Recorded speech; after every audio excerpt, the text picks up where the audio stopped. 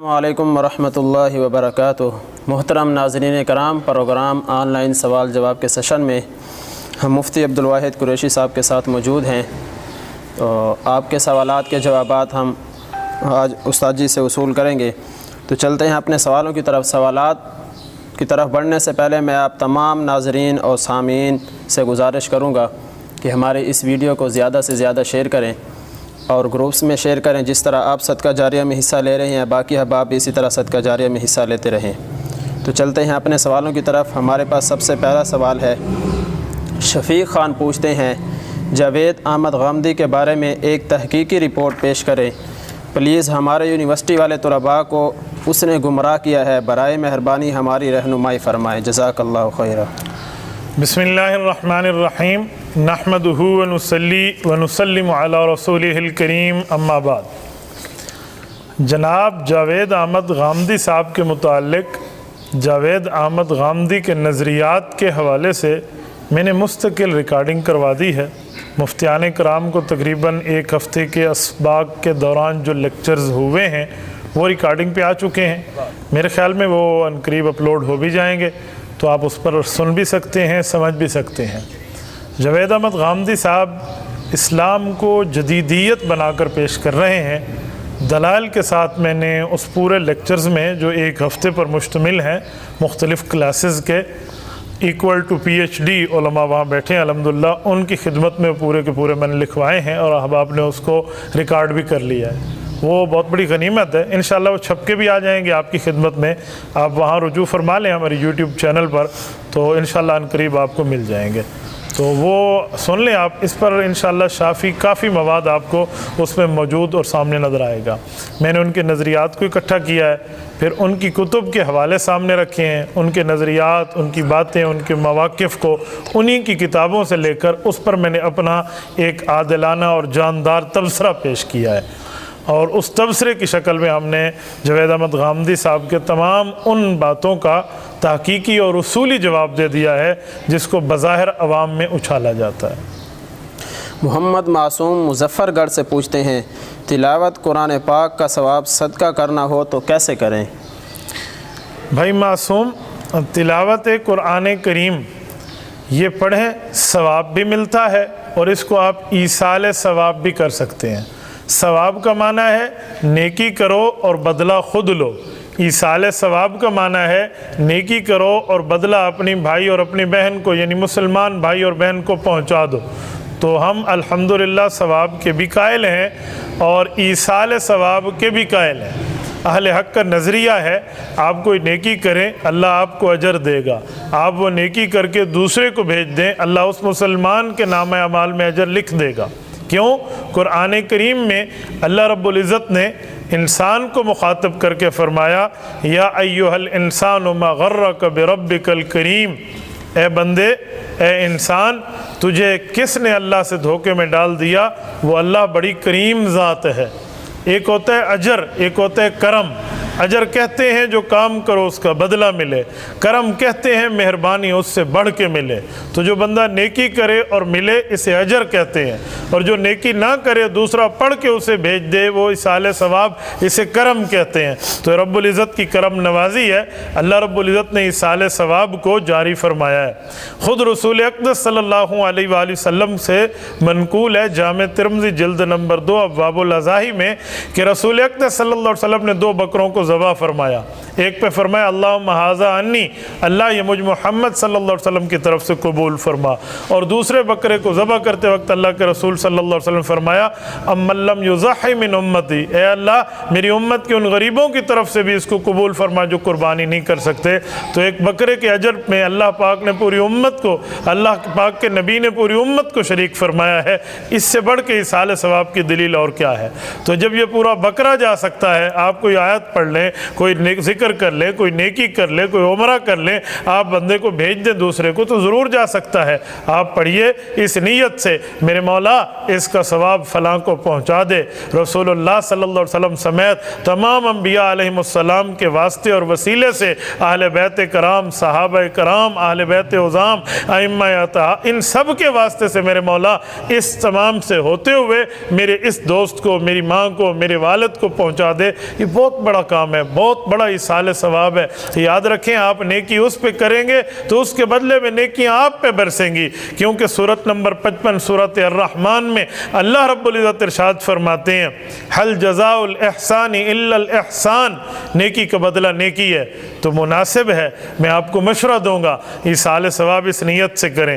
اس سے بڑھ کے اور نیکیاں نہیں کر سکتے تو ایسی نیکی کریں جو نیکی کی بنیاد بن جائے. روزانہ ایک تسبیح پڑھیں درود شریف کی صلی اللہ علیہ وآلہ وسلم. جب ایک تسبیح مکمل ہو جائے 100 دانے کی, آپ کہیں میرے مولا آدم علیہ السلام سے لے کر آج تک اور آج سے لے کر قیامت تک جو اہل توحید, اہل اسلام, اہل ایمان, اہل دین, مسلمان اور تیری شریعت اور تیرے نبوت کے اوپر ایمان رکھنے والے, تیرے نبیوں پر اپنی جان نچھاور کرنے والے اور ان پر ایمان رکھنے والے مؤمنین, مؤمنات, مسلمین, مسلمات, ان تمام کو میں اس نیکی کا ثواب دے رہا ہوں. یاد رکھیں من جاء بالحسنۃ فلہ عشر امثالھا. آپ نے ایک نہیں گویا 10 تسبیحاں پڑھی ہیں, کیونکہ قرآن کہتے ہیں ایک نیکی کرو 10 کا ثواب ملے گا. تو آپ یہ پوری امت کو بھیج دیں, اور پوری امت کو بھیجنا یہ ایک ایک کے ساتھ نیکی کرنا, تو ایسے سمجھو 10 اجر ہو جائے گا. پھر اس نیکی کا بدلہ سورۃ الرحمن کہتی ہے نیکی کا بدلہ نیکی ہے, حل جزاء الاحسان الا الاحسان. تو آپ کی طرف وہ دوبارہ پوری نیکیاں پلٹ کے آئیں گی. یہ ایک لا یعد ولا یحصیٰ, ان لمیٹڈ, جس کو نہیں گنا جا سکتا, بے شمار نیکیوں کے آپ مالک ہو جائیں گے. بہت مناسب کام ہے, بہت بہتر کام ہے, بہت پسندیدہ کام ہے, بہت اچھا کام ہے, بہت بڑے ثواب کا کام ہے. ثواب بھی حاصل کریں, ایصال ثواب بھی حاصل کرائیں. اللہ آپ کو اور ہمیں اس کی توفیق عطا فرمائے. عبد الوارث پوچھتے ہیں کیا دوران حیض نکاح رخصتی کے ساتھ کر سکتے ہیں؟ یہ ایک اہم مسئلہ ہے.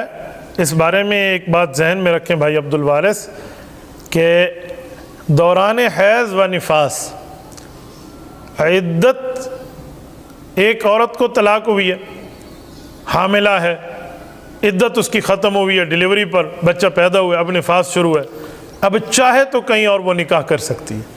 یہ ایک خاتون کے نکاح کا دن طے ہوا ہے اور وہ جو ہے نا کیا کہتے ہیں ڈیز آف دا مینسز میں ہیں, مخصوص ایام میں, جن ایام میں خاتون نماز نہیں پڑھتی, تو اس عورت کا نکاح تو ہو جائے گا.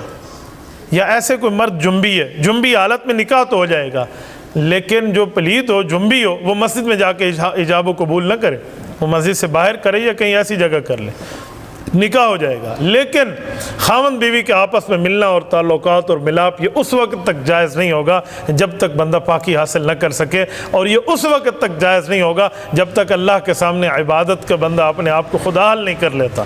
تو خاتون خانہ نے تو وہ 10 دن یا اس سے جتنی اس کی عادت ہے وہ اتنا ہی رہنا ہے, یا نفاس کے دنوں میں 40 دن زیادہ سے زیادہ, ورنہ 10 دن میں خون ختم ہو جائے تو نماز روزہ پڑھنا بندے پر اور رکھنا یہ ترتیب لازم ہو جاتی ہے شریعت کی طرف سے. تو وہ جب تک وہ ڈیز چل رہے ہیں ان دنوں تک خاوند بیوی کا ملاپ جائز نہیں ہوگا, اگرچہ نکاح منعقد ہو جائے گا. وقاص خان پوچھتے ہیں ایک ایسا عمل بتا دے جس میں ایمان کو تقویت ملے.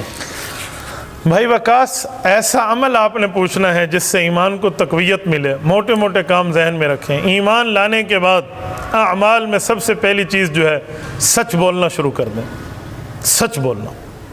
نمبر 2, دھوکہ کسی کو نہ دیں. نمبر 3, حق کسی کا نہ کھائیں, وہ حقوق اللہ ہوں یا حقوق العباد ہوں, حق نہ کھائیں. حق کھا لیا ہے, حقوق اللہ کی معافی مانگیں اور حقوق العباد کی تلافی کریں. یہ کام آپ کریں گے انشاءاللہ ایمان کو تقویت ملے گی. حیدر علی پوچھتے ہیں کیا قربانی کا سارا گوشت گھر پر رکھ سکتے ہیں؟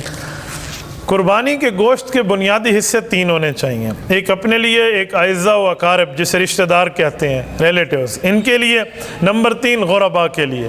اگر کوئی اپنے لیے ہی 100% رکھ لیتا ہے تو اس کی قربانی ہو جائے گی, کسی قسم کا وہ گناہ گار نہیں ہوگا. بس اتنی سی بات ہے کہ ایک مناسب طریقے پہ اس نے عمل نہیں کیا, لیکن ان کی فیملی بڑی ہے, اس نے اپنے لیے سارا رکھ لیا ہے, تو اس کی قربانی ادا ہو گئی ہے, وہ کسی قسم کا کوئی گناہ گار نہیں. محمد طلحہ خان پوچھتے ہیں شادی کے لیے سب سے بہترین عمر کیا ہونی چاہیے؟ بیٹا شادی کے لیے بہترین عمر میں دو باتیں سمجھیں۔ اسلامک پوائنٹ آف ویو سے بالغ ہونے کے بعد شادی کی جا سکتی ہے، لیکن ملکی قوانین میں دیکھیں کہ 18 سال کی عمر سے پہلے ملکی قوانین میں شادی کی اجازت نہیں ہے، تو اس لیے بہتر ہو کہ 18 سال عمر بھی ہو جائے اور بالغ بھی ہو گئے ہیں تو عاقل بالغ ہیں، یہ اپنی بیوی کے حقوق ادا کر سکتا ہے، مالی بھی عملی بھی ہر طرح کے معاملات پر قدرت رکھتا ہے، تو اس کی نکاح کی بہترین عمر ہے۔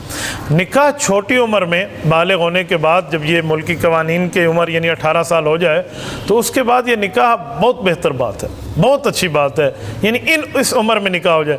18 سال کی عمر میں بچے اور بچی کا آپ آپس میں نکاح کرتے ہیں، جب یہ 38 سال کے ہوں گے 20 سال بعد تو ان کی بیٹی یا بیٹا وہ بھی 20 سال کا ہوگا، تو ان کو 38 سال کی عمر میں 20 سال کی اولاد مل جائے، ایک بندہ ابھی اپ ٹو 40 نہ ہو، 40 سال کی عمر ابھی اس نے کراس نہ کی ہو اور اس کو 20 سال کا بیٹا مل جائے، مجھے بتائیں اس کو دنیا میں اور کیا نعمت چاہیے؟ ہاتھ بٹانے والی اولاد اس کے ساتھ ٹھہری ہوئی ہے، تو یہ بہت بہتر ہے۔ ایسی عمر میں نکاح کا فائدہ یہ ہے کہ ایمان بالکل چھوٹی عمر میں مکمل ہو جاتا ہے۔ حدیث پاک میں جب بندے نے کلمہ طیبہ پڑھ لیا، ایمان جو ہے نا آدھا اس نے حاصل کر لیا، مکمل ایمان اس کا نکاح پہ ہوگا۔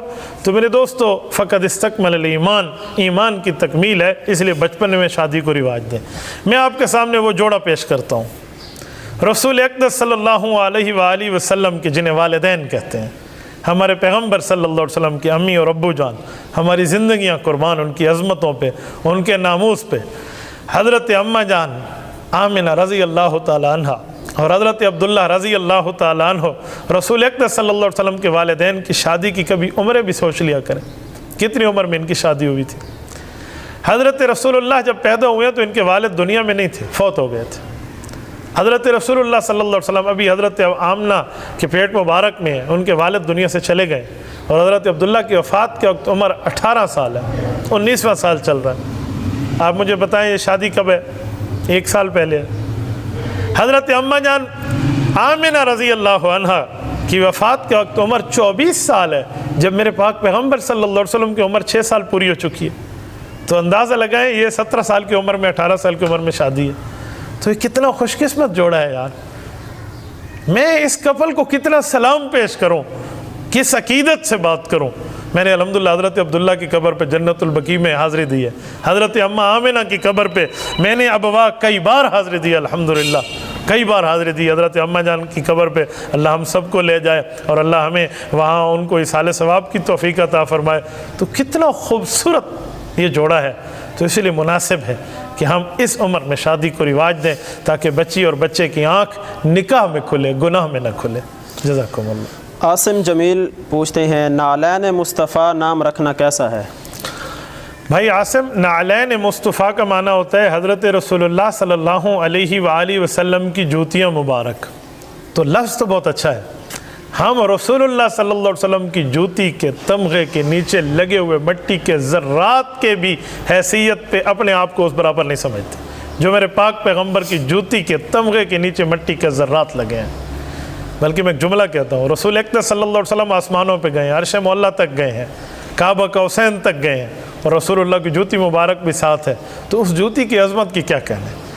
تو بہتر ہے آپ نام وہ رکھیں جو نام رسول اللہ صلی اللہ علیہ وسلم رکھا کرتے تھے، صحابہ کرام کے، اہل بیت عظام کے، حضور علیہ الصلوۃ والسلام نے نام رکھے، ان ناموں کو آپ رواج دیں اور ترجیح دیں۔ نعلین اگر آپ نے نام رکھنا ہے، نعلین مصطفیٰ، تو نام کے بجائے آپ اپنا لقب رکھ لیں، تخلص رکھ لیں، لقب بنا لیں کہ میں رسول اللہ صلی اللہ علیہ وسلم جوتیوں پہ قربان ہوں، لیکن نام وہ رکھنے چاہیے جو نام رسول اقدس صلی اللہ علیہ وسلم نے صحابہ کرام کے رکھے ہیں۔ 2 ناموں کو اللہ کے رسول نے فرمایا ہے، احب الاسماء اللہ عبد اللہ و عبد الرحمن۔ اللہ اکبر۔ سنن نبی داؤد کی روایت ہے، فرمایا لوگو میرے اللہ کو 2 نام بہت پسند ہے، نمبر 1 عبداللہ، نمبر 2 عبد الرحمن۔ کتنے مبارک، کتنے مقدس نام ہیں، ان ناموں کو رواج دینا چاہیے، ان ناموں کو آگے پھیلانا چاہیے۔ اس طرح ہمارے پاک پیغمبر کا نام ہے حضرت محمد صلی اللہ علیہ وسلم، لفظ محمد پہ آپ نام رکھیے۔ ہمارے پاک پیغمبر صلی اللہ علیہ وسلم کے بیٹوں کے نام ہیں طیب و طاہر، قاسم، ابراہیم، یہ نام رکھیے۔ ہمارے پاک پیغمبر کی بیٹیوں کے نام ہیں حضرت سیدہ زینب، سیدہ رقیہ، سیدہ ام کلثوم، सैयदा फ़ातिमा ज़हरा रज़ी अल्लाह ताला अन्हुन्ना, ये बच्चियों के नाम रखिए। हमारे पाक पैगम्बर सल्लल्लाहु अलैहि वसल्लम की अहले बैत में रसूलुल्लाह की बीवियाँ, रसूलुल्लाह की बेटियाँ, हुजूर के दामाद और नवास, ये नाम आप रखिए। इन नामों को रिवायत दीजिए। अशरा मुबशरा के नाम रखिए, खुलफाए अरबा के नाम रखिए, खुलफाए राशिदीन के नाम रखिए, अइम्मा अरबा के नाम रखिए, मशाइख के नाम रखिए, फुक़हा, उलमा, मुहद्दिसीन और मुफस्सिरीन, ये नाम आप आगे चलाएँ। इन नामों को आप रिवाज दें। अगर आपने रसूलुल्लाह सल्लल्लाहु अलैहि वसल्लम जूती मुबारक की अपने साथ निस्बत जोड़नी है तो तखल्लुस में जोड़ें, लक़ब में जोड़ें, ये बहुत मुबारक है। इस निस्बतों से आपकी निस्बतें भी बुलंद हो जाएगी। वाकई है निस्बत, और जिसको निस्बत नहीं है ना उसका कुछ भी नहीं है। हम इस निस्बत ही के तो कायल हैं। अल्लाह हमें रसूलुल्लाह सल्लल्लाहु अलैहि वसल्लम से निस्बत को कायम और दायम फरमाए। आमीन सुन्ना। शाहिद खान सवात से पूछते हैं, 8-9 साल के बच्चों की तरफ से कुर्बानी की जा सकती है? कुर्बानी जिन पर वाजिब है उनकी तरफ से करें, उनको बताकर। बच्चे पर तो वाजिब नहीं है, 8-9 साल तो वो बुलूग की उम्र ही नहीं है, तो जब तक वो बालिग नहीं है तो मालम यहतलिम, इस पर तो इस फरीज़ा इस्लाम किसी किस्म का कोई मुतवज्जे नहीं है। बेहतर ये है, मैं आपको मशवरा ये दूंगा, एडवाइस है मेरी, तजवीज़ है मेरी, कि आप उन गरीबों को जाकर ये बकरा दे दीजिए जिन गरीबों पे कुर्बानी के दिनों में तो कुछ खाने को मिल सकता है ना, उनको जाकर दे दें। सवाब अपने बच्चे के नाम कर लें, बिल्कुल बेहतर है। आप अपने बच्चे के नाम पे ज़बह करेंगे घर में तो भी जायज़ है, कोई मना नहीं है। आप उसके लिए नफली सदका कर लें, अपनी तरफ से करें, उसे गिफ्ट दे रहे हैं, जायज़ है। लेकिन मेरा मशवरा है आप गुरबा को जाके दे दें। मैंने ऐसे बंदे बहुत कम देखे हैं जो बकरा मैंने ख़रीदा है सब आप करो, आपके बच्चे खाएंगे, कितनी बड़ी बात है। उनको जाकर जिंदा सलामत बकरा बकरीद से पहले दे दिया है, वो भी खुश है, उसके बच्चे भी खुश हैं, उसके घर वाले भी खुश हैं। आज हम 10-10 लाख के एक बैल को लेते हैं और कहते हैं जी मैंने अल्लाह के लिए दिया है। मेरे भाई आपके जज्बे को सलाम है, आपके दिल में दीन का दर्द तो है, लेकिन काश के दीन की समझ बूझ और इल्म भी होता। आप मुनासिब था इन 10 लाख के कई बकरे ख़रीदते, उन बकरों को जाकर गुरबा में तकसीम कर देते, वो ख़ुद कुर्बानियाँ करते और आपको कितना सवाब मिलता। एक बैल में आखिर कितने गोश्त निकलेगा। तो आप फ़लसफ़ा कुर्बानी को समझिए, इस समझ को लेकर आगे चलिए। अबू सुफियान पूछते हैं, बंदा अगर सादगी से निकाह करना चाहता हो और वालिदैन राज़ी ना हो तो बंदा क्या करे? 2 बातें हैं। नंबर 1, वालिदैन की बात माने, मसलन इस तरह कि वालिदैन कहते हैं हम धूमधाम से शादी करेंगे तो माने, लेकिन उस धूमधाम में खिलाफ शरीयत कोई बात नहीं होनी चाहिए। वे मिरासी आ गए थे, वाजे वजेंदे बैठे थे, तूती बजेंदे पे, यूँ नहीं होना चाहिए, यूँ नहीं रखें। बाकी वालिदैन की अब बात माने, किसी जगह महफिल मौसीकी है और ये और वो है, ये आपने बात नहीं माननी। धूमधाम बाकी वो करना चाहते हैं तो करने दें।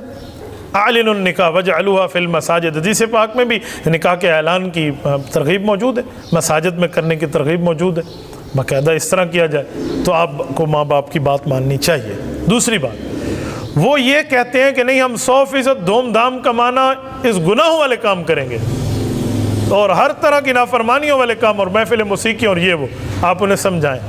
लेकिन वो नहीं मानते तो आप शादी से इनकार न कीजिए, आप शादी ज़रूर कीजिए, लेकिन उस महफिल मौसीकियों में अपनी शिरकत को यकीनी न बनाइए।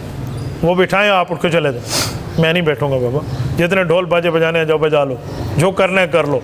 मेरे एक शागिर्द है, मैंने यही कहा, उसने कहा जी मामू नहीं मानते। मैंने कहा बेटा अगर मामा नहीं मानता ना तो मामे को जाके कह दे, मामू आपने काम किया, मैंने मना किया लेकिन आपने फिर भी किया तो मैं चुप हो गया।